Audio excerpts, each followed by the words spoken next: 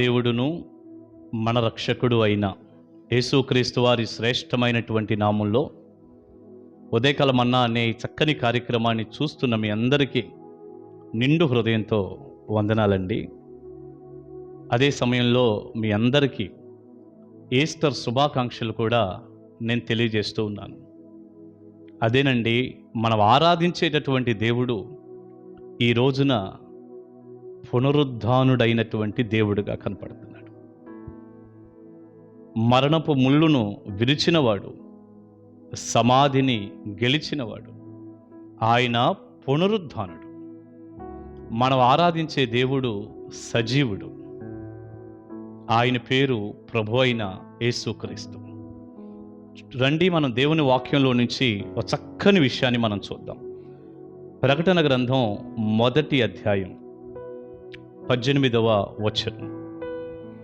నేను మొదటి వాడను, కడపటి వాడను, జీవించువాడను, మృతుడనైతిని గాని ఇదిగో యుగ యుగములు సజీవుడనై ఉన్నాను.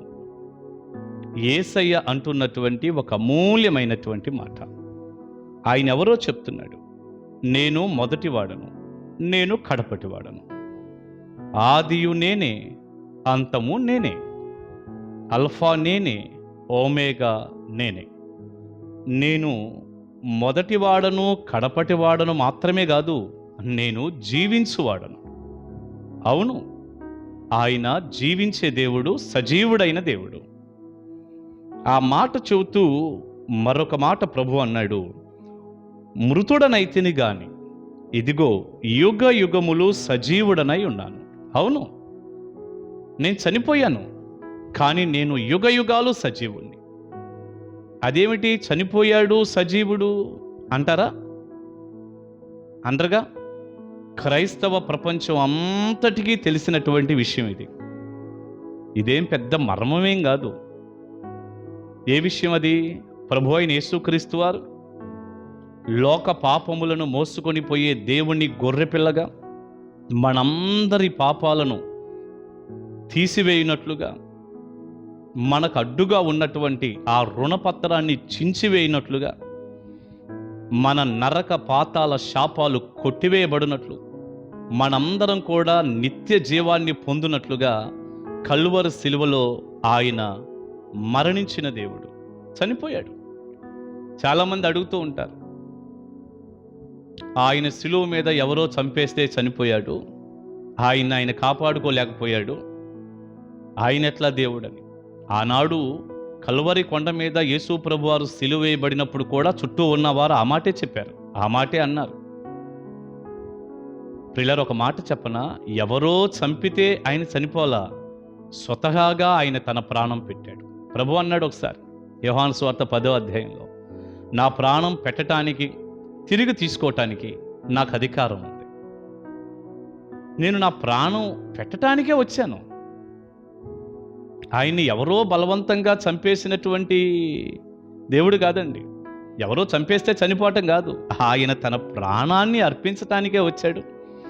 అది కూడా గొర్రెలకి జీవాన్ని, ఆ జీవం సమృద్ధిగా ఇవ్వటానికి ప్రభు వచ్చాడు. గొర్రెలకు జీవాన్ని ఇవ్వాలని, సమృద్ధి జీవాన్ని ఇవ్వాలని ఆయన ఉద్దేశించి తన ప్రాణాన్ని అర్పించాడు. మన కొరకు చనిపోయాడు. ఆయనే సిలువలో చనిపోకుండా కాపాడుకొని ఉండుంటే ఈరోజు మరి రక్షణ ఏది? ఆయన రక్తం కార్చి ప్రాణం పెట్టకపోతే మనకు పాపక్షమాపణ ఏది? కనుక యేసయ్య చనిపోయాడు. ఆయన చనిపోయాడు గనుకనే మనం రక్షింపబడ్డాం. ఆయన చనిపోయాడు గనుకనే మనం విమోచింపబడ్డాం, విడుదల పొందాం. నరకము, పాతాళము, శాపము మొత్తం కొట్టివేసి నిత్య జీవాన్ని ప్రసాదించాడు. ఆయన రక్తమునందు విశ్వాసం ఉంచిన ప్రతి వ్యక్తి కూడా నిత్య జీవం పొందటానికే అసలు యేసు ప్రభువారు అనుగ్రహించబడ్డాడు అని మొన్న గుడ్ ఫ్రైడే వర్తమానంలో యోహాను సువార్త 3:16 మనం చూసాం కదా. కావాలంటే మళ్ళీ చూడండి. ఆయన చనిపోయిన దేవుడు. ప్రియులారా, ఆ మాట చెబుతూ ప్రభు అంటున్నాడు, నేను మృతుడనయ్యాను, కానీ నేనెవరినో తెలుసా? ఇదిగో యుగ యుగములు సజీవుడనై ఉన్నాను. Praise the Lord. ఎంత గొప్ప మాట అండి.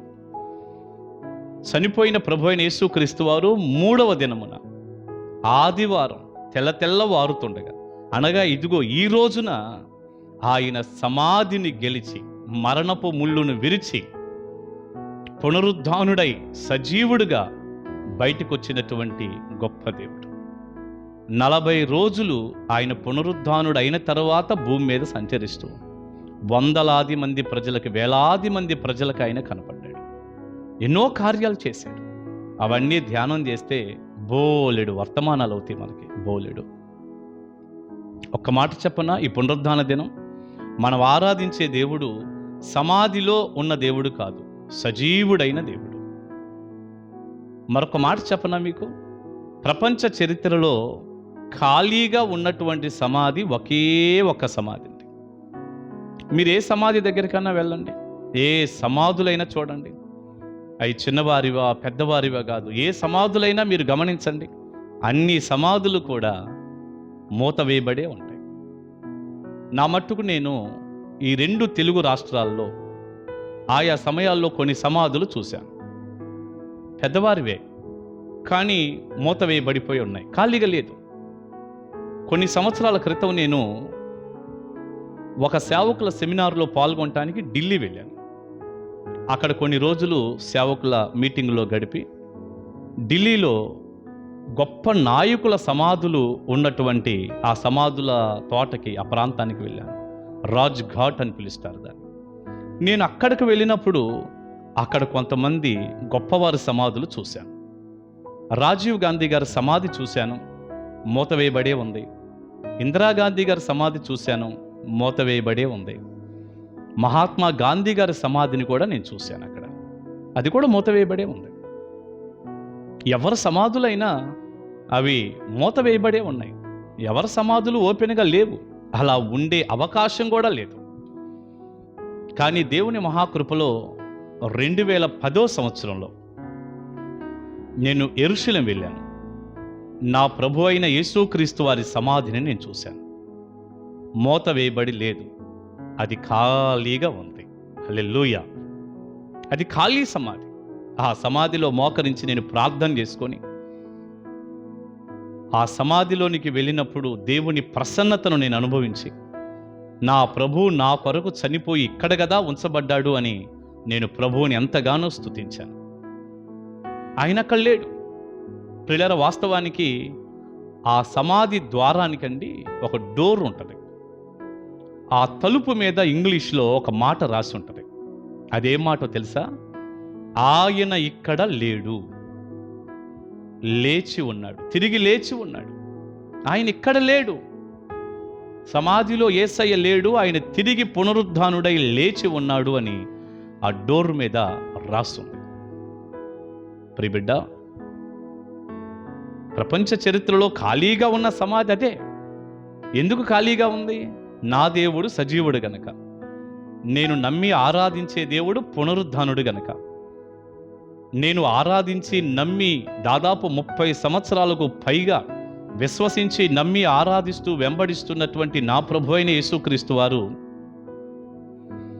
మరణపు ముళ్ళును విరిచి సమాధిని గెలిచి సజీవుడిగా పునరుద్ధానుడిగా సమాధిలో నుండి బయటకు వచ్చినటువంటి దేవుడు ఆయన. ఆయన నిజదేవుడు, నిత్యజీవమై ఉన్నాడు. లేఖనం తెలియజేస్తా ఉంది. అందుకే ప్రభు అన్నాడు, మృతుడనైతిని గాని ఇదిగో యుగ యుగములు సజీవుడనై ఉన్నాను. యుగ యుగాలు. ఇప్పుడు ప్రభు ఎవరు? సజీవుడు. ఆయన్ని మీరు మృతుల్లో వెతక్కండి, మతంలో కూడా వెతక్కండి. ఆయన సజీవుడిగా ఉన్న దేవుడని మాత్రం తెలుసుకోండి. ప్రియ దేవుని బిడ్డ, చక్కగా ఈ రోజున ఈస్టర్ ఆరాధన చేస్తున్నావు కదా. ఆయన సజీవుడైన దేవుడని విశ్వసించావా? తెలుసుకున్నావా? సజీవుడు కాబట్టి ఆయన నీతో ఉన్నాడు. సజీవుడు కాబట్టి నిన్ను పలకరిస్తాడు. సజీవుడు కాబట్టి మనకెప్పుడు తోడుగా ఉంటాడు. ఆయన సమాధిలో లేడు, సజీవుడైనటువంటి దేవుడు. Praise the Lord. ఎప్పుడో యోబు గ్రంథంలోనే యోబు భక్తుడు, అసలు బైబిల్లో ఉన్న 66 పుస్తకాలలో మొట్టమొదట రాయబడిన గ్రంథం యోబు గ్రంథం అండి. మొట్టమొదటి వ్యక్తి. అబ్రహాం కానీ, మోషే కానీ, ఇస్సాకు, యాకోబులు ఎవ్వరూ లేరు ఆయన కాలంలో. అందరికంటే ముందుటివాడు ఊజు దేశస్థుడు. ఆయనే విశ్వాస నేత్రాలతో చూస్తూ యోబు గ్రంథం 19వ అధ్యాయం 25వ వచనంలో ఆయన అన్నాడు, నా విమోచకుడు సజీవుడనియు తరువాత ఆయనను నేను భూమి మీద కలుసుకుంటానని నాకు తెలుసు అన్నాడు. ఆ పదాన్ని ఉన్నట్టు జాగ్రత్తగా ఇలా చదువుదాం చూడండి. యోబు గ్రంథం 19వ అధ్యాయం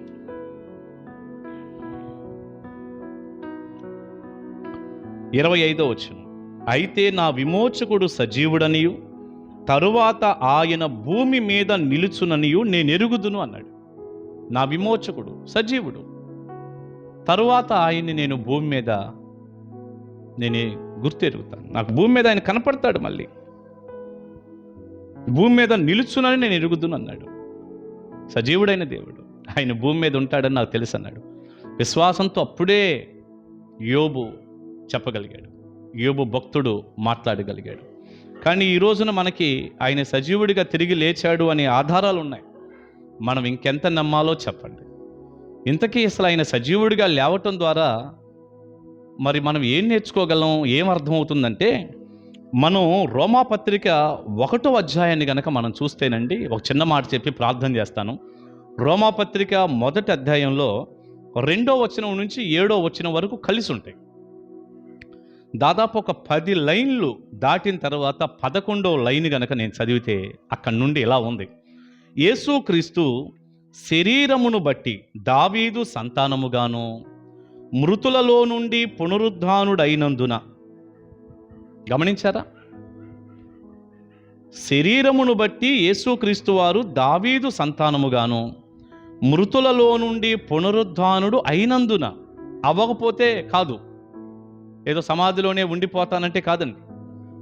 మృతులలో నుండి పునరుద్ధానుడైనందున పరిశుద్ధమైన ఆత్మను బట్టి దేవుని కుమారుడుగాను ప్రభావముతో నిరూపింపబడెను. దేవుని కుమారుడుగా ప్రభావంతో నిరూపింపబడ్డాడట పునరుద్ధానుడైనందున. దేవుని కుమారుడంటే దేవుడు.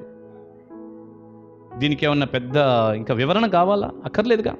దేవుని కుమారుడు దేవుడు. దేవుని కుమారుడిగా ప్రభావంతో నిరూపించుకున్నాడు. దేన్ని బట్టి? పునరుద్ధానుడు అవటాన్ని బట్టి. కనుక ఆయన గొప్ప దేవుడై ఉన్నాడు, నిజదేవుడై ఉన్నాడు, ఆయనే నిత్యజీవమై ఉన్నాడు. దేవుడుగా సమాధిని గెలిచి పునరుద్ధానుడు అయినందున దేవుడుగా నిరూపించుకున్నాడు. ప్రియ బిడ్డ, ఈ పునరుద్ధాన దినమందైనా ఈ నిజమైన దేవుణ్ణి, గొప్ప దేవుణ్ణి నువ్వు విశ్వసించావా? నీ హృదయంలోనికి, నీ జీవితంలోనికి ఆహ్వానించావా? ఆయన పునరుద్ధాన శక్తిని నువ్వు అనుభవిస్తున్నావా? తప్పకుండా ప్రభువుకి నీ జీవితాన్ని అప్పగించు. పునరుద్ధానుడైన దేవుడు నీకు తోడుగా ఉంటే అన్ని రకాల దీవెనలు నీ సొంతం అవుతాయి. పరలోకపు ఆశీర్వాదం మొదటిగా నీకు దక్కుతుంది.